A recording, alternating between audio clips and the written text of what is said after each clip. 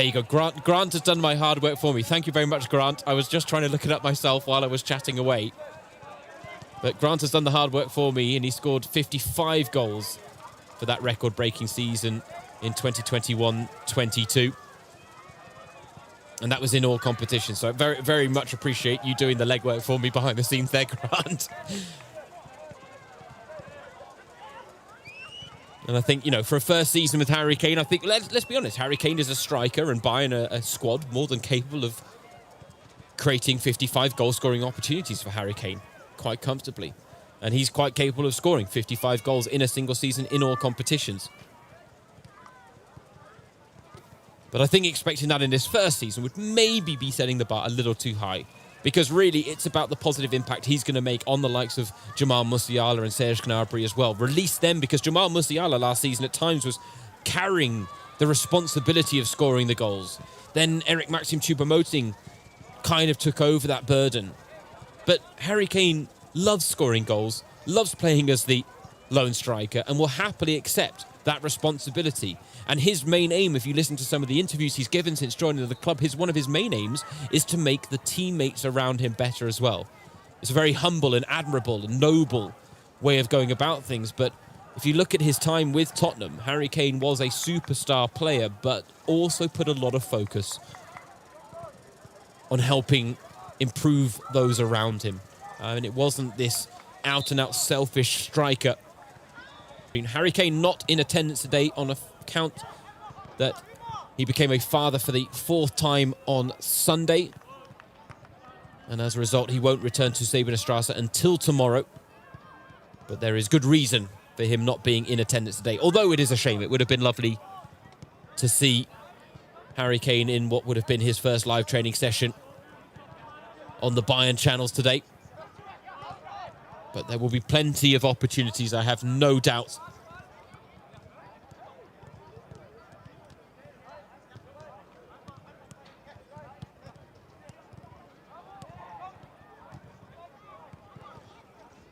And the fact is, his goal against Werder Bremen, simply the start of things to come. I don't think there's any doubt about that either. The first of many goals that he's going to score in a Bayern shirt.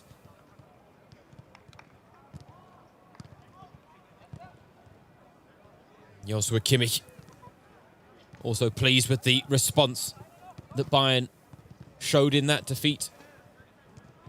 To that defeat against Leipzig. And ultimately, a player that always strives for perfection at the highest level. Has a lot of demands for himself. Nevertheless, there's still a debate going on about whether his desire to affect so much of the play prevents him from being the out-and-out number 6 that maybe Bayern need and that Thomas Tuchel has asked for. The fact is, if they don't sign any other midfielders, I don't think they'll have a problem on account of the fact that they've got such a plethora of options in midfield. Joshua Kimmich, Leon Goretzka, Konrad Laimer, Ryan Gravenberch. These are top-quality individuals, top-quality midfielders.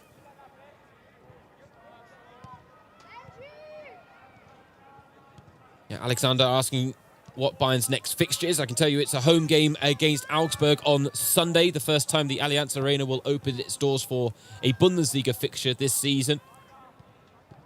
That's, of course, played host to the Super Cup, the 3-0 defeat to Leipzig, where Dani Olmo became the first non-Bayern player to score a hat-trick at the Allianz Arena since Robert Glatzel did it in 2019. Back then, that was a DFB Pokal second-round tie against Heidenheim.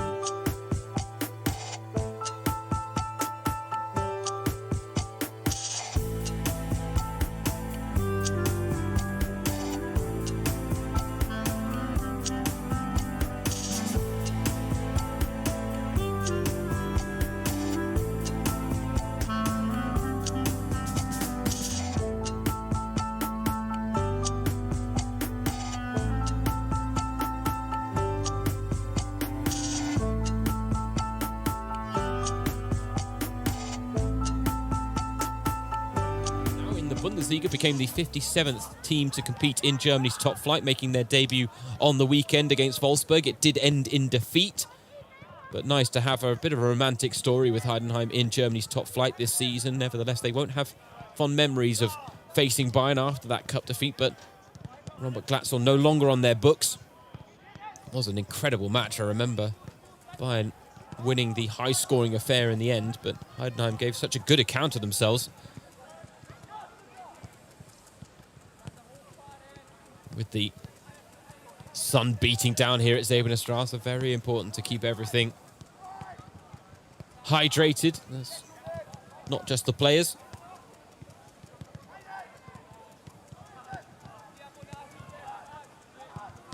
Niklaus saying Harry Kane isn't just a goal scorer on the pitch. Oh, I shouldn't read that out loud. You had me thinking it was an innocent comment there, Niklaus, but bit of a tongue-in-cheek one there that I'll refrain from refrain from reading out, but you almost got me in trouble. Almost got me in trouble. Crispy Pockets, he says, today is my birthday. My name is Dennis. So Dennis, happy birthday. Don't mind giving out a birthday shout. Shout out on the feed as well. Thanks for tuning in. Always a pleasure.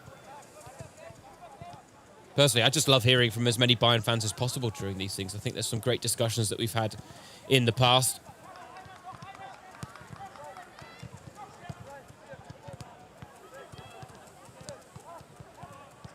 Connor's loving what he's seeing from Ritzy Hulsmann as well.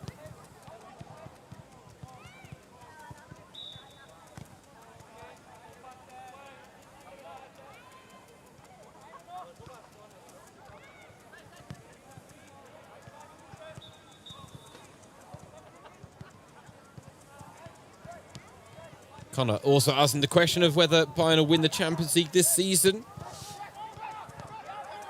I think confidence levels are always high when it comes to a competition that Bayern have thrived in the past. Yes, recent seasons haven't been as kind to them as they would have liked, being knocked out in the quarterfinals in 3 straight campaigns. For some clubs, that would be a really good record. For a club like Bayern, their aspirations are a lot higher. Now, personally, I would back them to get beyond the quarterfinals this season. I think Harry Kane is that X factor that can make a difference. But let's be honest, I mean, the competition for that Champions League title is incredibly fierce this season. I do believe that Bayern are capable of it. I do believe that Thomas Tuchel knows what it takes to win that title. I think he knows what he needs to do to get the best out of this team to win that title. But when you're coming up against, these behemoth sides that have spent huge fees on not maybe just one player, but multiple players this summer, and I'm talking about the Manchester Cities, I'm talking about the Real Madrids of this world. It's certainly not a foregone conclusion ever in the Champions League, that's for certain. But Bayern, with Harry Kane on board, I do believe are more than capable of winning that Champions League title again. No doubt.